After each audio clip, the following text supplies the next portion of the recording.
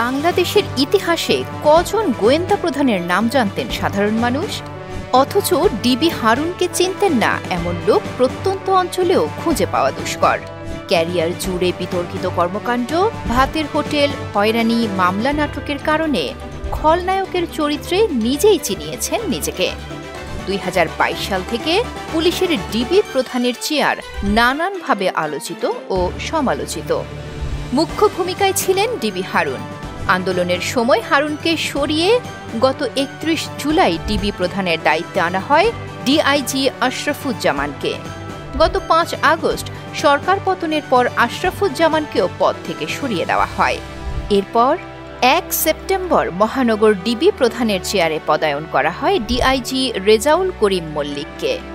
রেজাউল করিম মল্লিক ১৯৯৮ সালে বাংলাদেশ পুলিশে যোগদান করেন। তিনি ১৭তম বিসিএস ব্যাচের কর্মকর্তা। এর আগে তিনি বাংলাদেশ পুলিশের অপরাধ তদন্ত বিভাগ সহ বিভিন্ন ইউনিটে দায়িত্ব পালন করেছেন।